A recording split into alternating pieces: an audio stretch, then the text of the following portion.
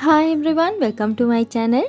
இன்றைக்கி நாங்கள் வீடியோவில் பார்க்க போகிறது வீட்டில் மரக்கறி சாமான்லாம் வாங்கிட்டு அந்த கடைசி நேரத்தில் எல்லாத்துலேயும் கொஞ்சம் கொஞ்சம் மிச்சம் இருக்குமேனா அது எல்லாத்தையுமே வச்சு நாங்கள் இன்றைக்கு ஒரு கறி ரெசிபி தான் செய்ய போகிறோம். எப்படி செய்கிறேன்னு சொல்லி பார்க்குறதுக்கு வாங்க வீடியோக்குள்ளே போவோம்.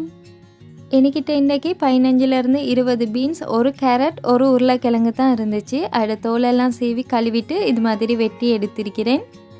ஒரு சட்டியை அடுப்பில் வச்சுட்டு அதில் 1 டேபிள் ஸ்பூன் அளவுக்கு எண்ணெய் ஊற்றிக்கோங்க. எண்ணெய் சூடாயினதுக்கு பிறகு 1/4 டீஸ்பூன் கடு, 1/2 டீஸ்பூன் சீரகம், கொஞ்சமாக வெந்தயம், ரம்ப கருவேப்பிலை, 5-6 பல்லு வெள்ளைப்பூடு, நீட்டமாக வெட்டின ஒரு வெங்காயம் எல்லாத்தையுமே சேர்த்து வதக்கிக்கோங்க.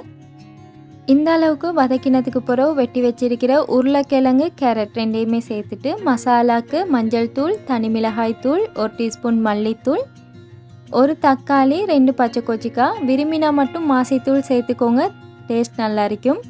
இதோடவே தேவையான அளவுக்கு உப்பும் சேர்த்து நல்லா கலந்துட்டு மரக்கறி வேவுறதுக்கு தேவையான அளவுக்கு தண்ணியும் ஊற்றி ஒரு மூடி போட்டு மூடி வேக வச்சிருங்க. கேரட்டும் உருளைக்கிழங்கும் ஓரளவுக்கு வெந்ததுக்கு பிறகு மட்டும் போஞ்சிக்காவை சேர்த்துக்கோங்க. நேரத்தோடய சேர்த்திங்கன்னா கேரட்டும் உருளைக்கிழங்கும் வேவுறதுக்கு நேரம் எடுக்கிறதுனால போஞ்சிக்காயோட டேஸ்ட்டும் மாறி அந்த கலரும் மாறிடும். அதனால் இது ரெண்டும் ஓரளவுக்கு வெந்ததுக்கு பிறகு போஞ்சிக்காவை சேர்த்திங்கன்னா அந்த எக்ஸாக்ட் கலரும் டேஸ்ட்டும் அப்படியே இருக்கும். இந்த மாதிரி எல்லாத்தையும் கலந்துட்டு மறுவாலும் ஒரு மூடியால் மூடிட்டு போஞ்சிக்காய் வேவுற அளவுக்கும் வேக வச்சுருங்க.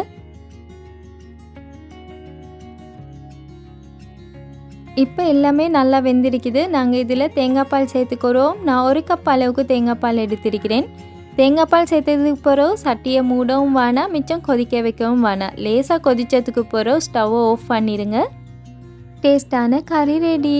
இந்த ரெசிபிக்கு இந்த மரக்கறி தான் சேர்க்க வேணும்னு இல்லை, உங்கள்கிட்ட என்ன மரக்கறி மிஞ்சிருக்குதோ, ராபு, நோக்கல், கோவா எது இருக்குதோ அதை நீங்கள் சேர்த்துக்குறையிலும். இந்த கறியோடவே ஒம்லெட்டும் செஞ்சு எடுத்திருக்கிறேன். இது தான் இன்றைக்கி எங்களுக்கான லஞ்ச். நீங்களும் செஞ்சு பாருங்கள். இந்த வீடியோஸ் உங்களுக்கு பிடிச்சிருந்தா சப்ஸ்கிரைப் பண்ணி சப்போர்ட் பண்ணுங்கள். தேங்க்ஸ் ஃபார் வாட்சிங்.